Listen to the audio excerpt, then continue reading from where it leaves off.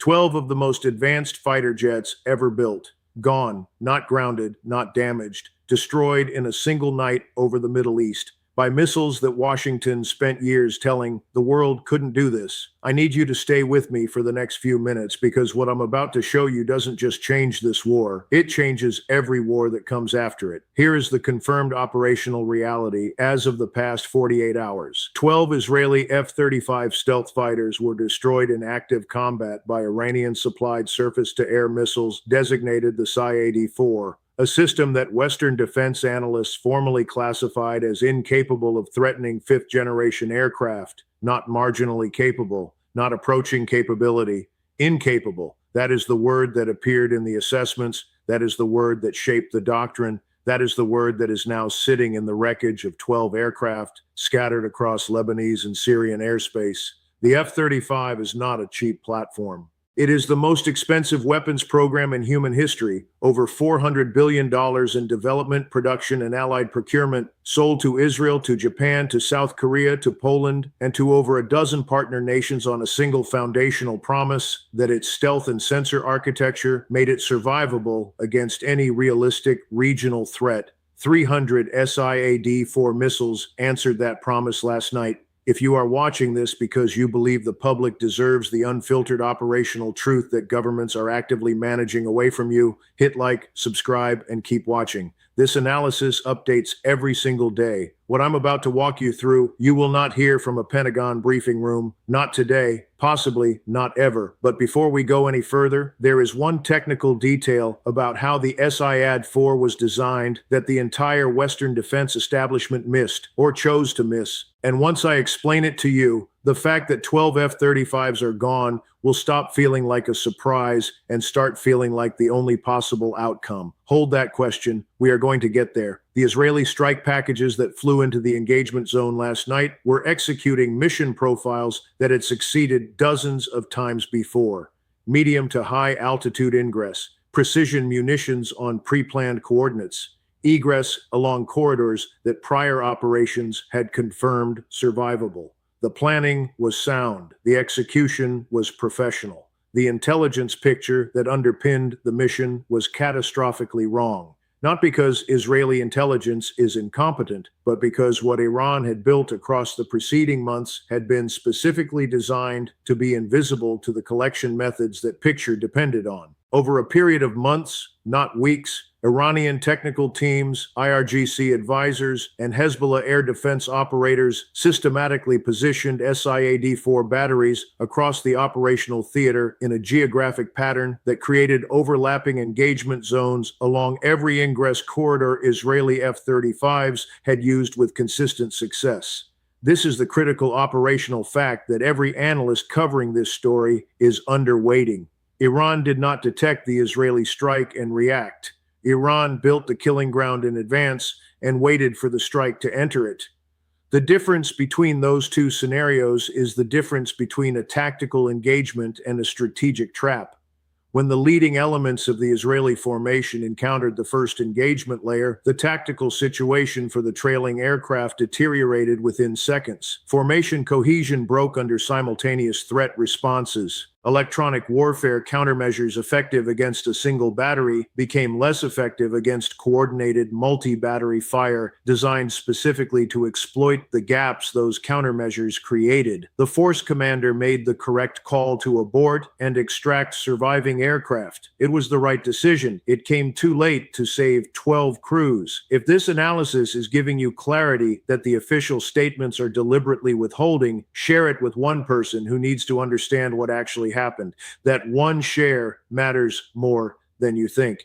Now, here is the question that nobody in Washington is answering publicly, and the silence around it is more revealing than anything a press secretary has said this week. 12 aircraft were destroyed. Washington has said almost nothing. Why? I mean specifically, what is it about this particular operational result that makes managed silence the calculated institutional choice? The answer is not the one most commentators are reaching for. It is more damaging, and we are going to get to it in a moment. Let me give you the technical reality, because the details matter and the institutional tendency will be to obscure them behind classification and carefully worded non-denial denials. The F-35's stealth architecture was designed to defeat a specific physical problem, the high-frequency radar energy that traditional air defense fire control systems use to track targets and guide missiles. Reduce your radar cross-section against those frequencies, and you reduce detection range, reduce tracking confidence, and degrade missile guidance at every point in the engagement sequence. This is the physics that makes stealth operationally valuable.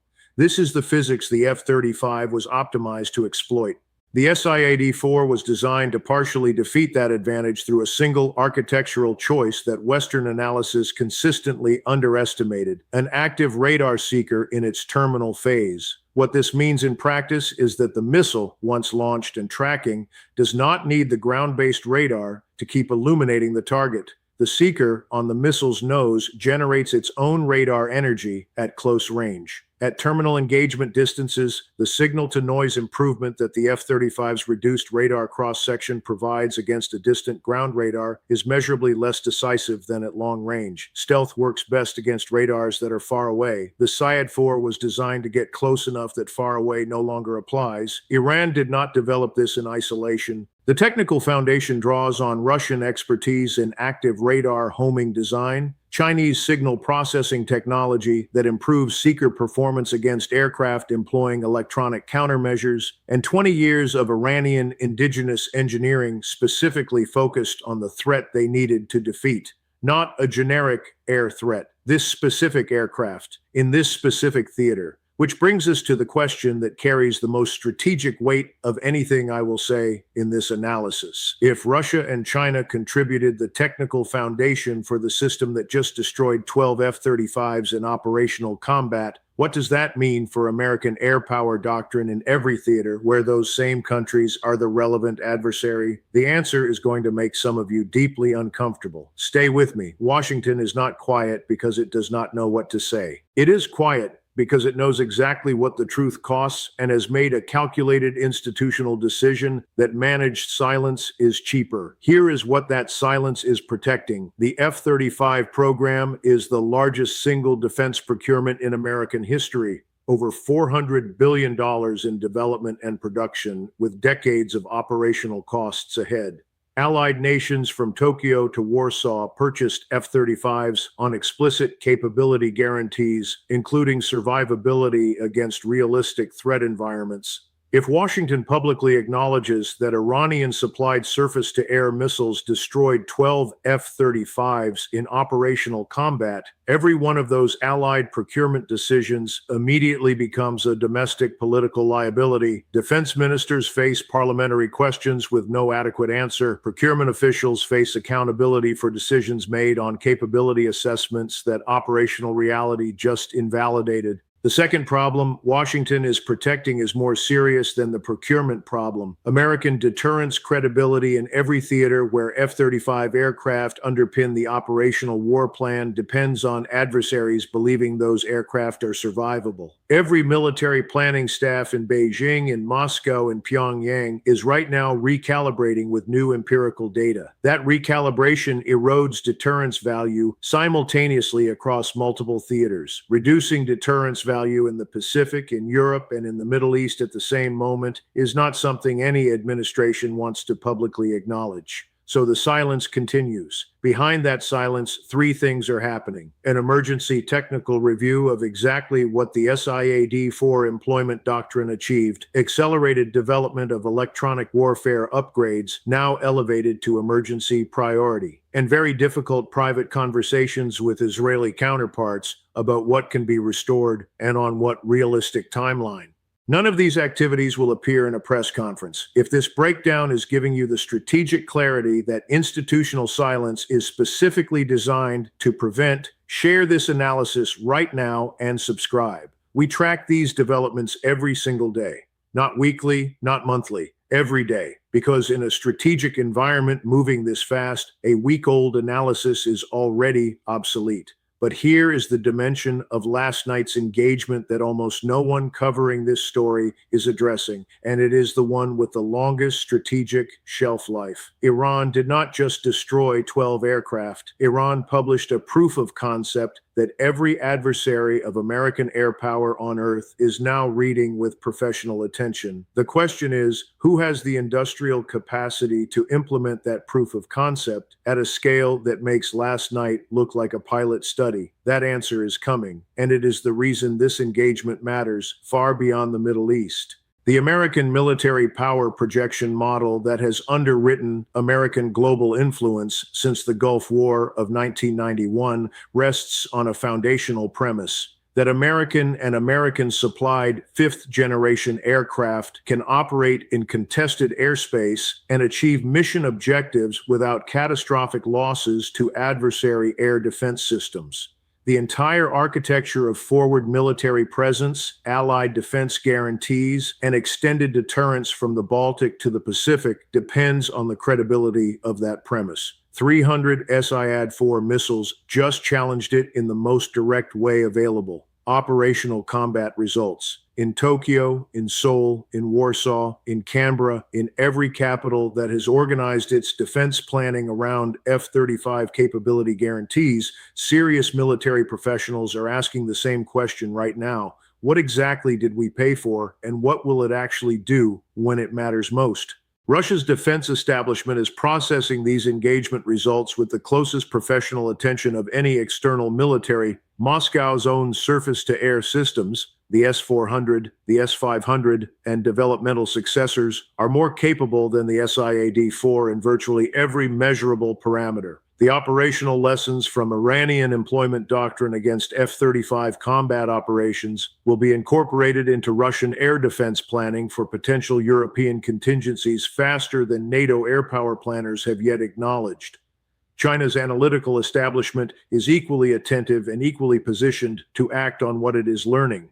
Beijing's sustained investment in surface-to-air systems, radar technology, and electronic warfare specifically optimized against stealth aircraft now has real operational validation for its strategic logic. In any scenario involving Chinese air defense against F-35 operations over Taiwan or the South China Sea, Chinese planners now have empirical data on F-35 vulnerability to active seeker missiles that their planning will incorporate directly. The broader lesson being absorbed from Pyongyang to every capital seeking to understand how to defend sovereignty against potential American military pressure is the same lesson Iran has been demonstrating across multiple domains for a decade. The pathway to challenging American military dominance does not run through building equivalent platforms. It runs through identifying the specific vulnerabilities of those platforms and investing in the capability to exploit those vulnerabilities at operational scale. Now let me close the loops I opened earlier. The technical detail the Western establishment missed. They assessed the CRIPPLED against the metric of what Iranian engineers could theoretically achieve under sanctions.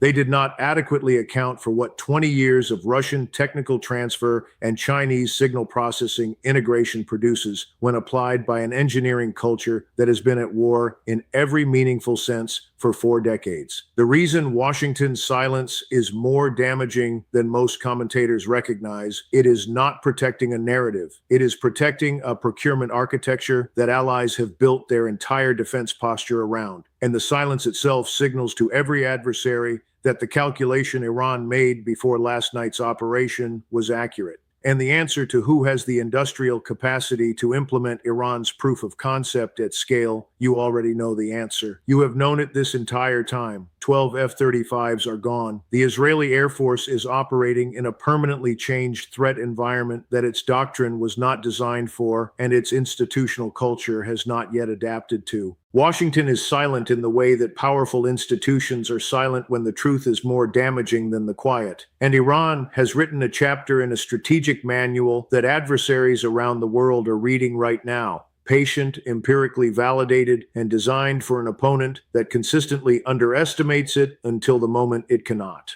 I have spent years watching institutions manage operational reality rather than honestly confront it. I have watched procurement protect itself at the expense of honest threat assessment. I have watched deterrence credibility erode quietly in the space between what institutions say publicly and what they process privately. Last night, the space between those two things became 12 destroyed aircraft. The age of assumed F-35 survivability in contested airspace is over. What comes next depends entirely on whether the institutions responsible for Allied security respond with the honesty this moment demands, or do what institutions under pressure most naturally do and manage the crisis rather than confront what caused it. My daily assessment, based on everything I know about how these institutions operate, they will manage it first, but operational reality imposes itself. It imposed itself last night. It will impose itself again. What is your read on what Washington will actually do? Not what it should do, but what it will do. Drop your assessment in the comments. This conversation is too important to stay inside this channel. If this gave you the unfiltered strategic picture that official silence is designed to prevent, share it, hit like, and subscribe for daily updates on this conflict and every strategic development that follows. The situation is moving fast. The institutions managing your information are moving slow. We will be back tomorrow.